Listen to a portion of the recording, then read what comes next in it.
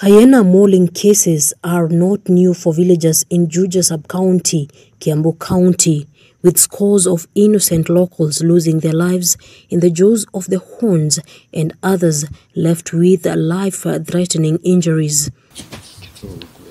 Hyenas have been roaming the villages including Nyakaba, Malaba, Athi, Juja Farm, Modara, Magomano, Mukoyo among others in Weteithie and Kalimoni wards, wreaking havoc and terrorizing residents with their vicious attacks.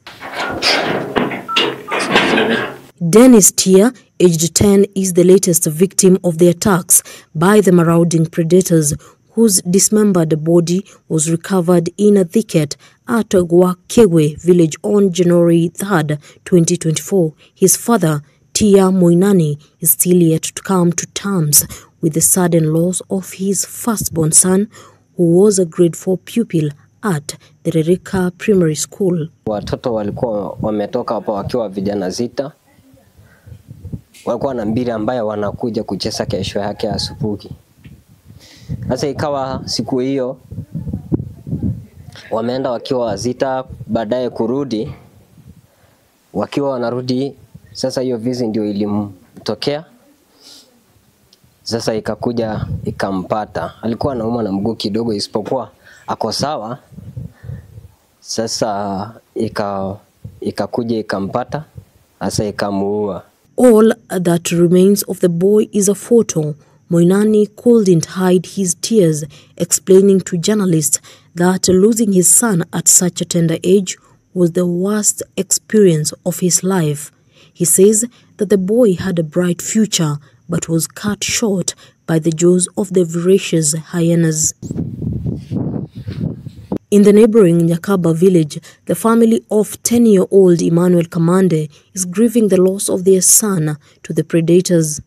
Kamande, who was a grade 4 pupil at a private highway academy in the village, fell prey to the predators on November 18, 2023, as he was heading home from a nearby church in company of 3 other children. Tukaona kitu inatufuata. Tulikuwa tunadhania ya kwamba ni umbwa.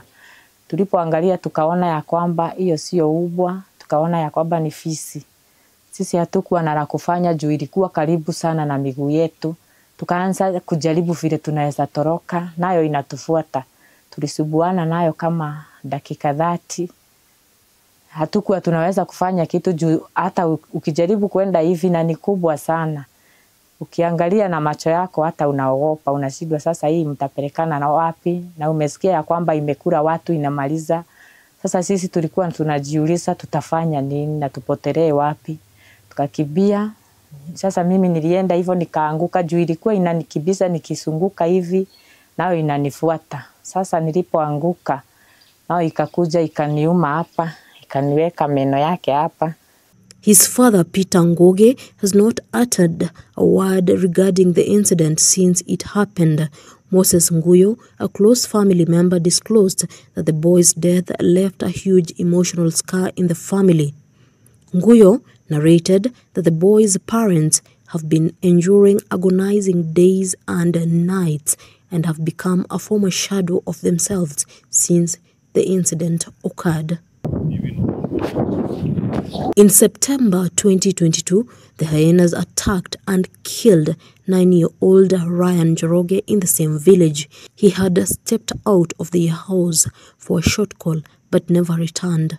According to his father, Mark Njoroge, what was left of his son was his clothes, a piece of rib and a spinal cord that were found in a shrub a few meters from their home.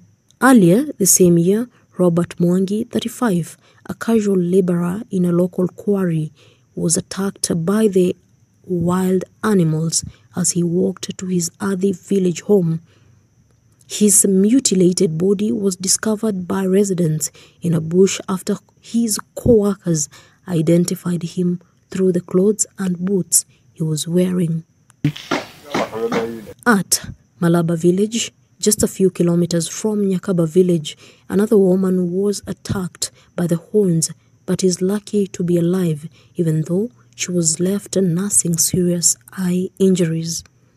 Beatrice Wairimo, 42, was coming from a shop near her home in the company of her son on January 13th, 2024 at around 8 p.m. when one huge hyena attacked them. The families of the victims are now calling on government through the Kenya Wildlife Service and other stakeholders to intensify the crackdown on the hyenas that was launched in December last year and compensate them fairly. Mombi Wambogo, K24 TV.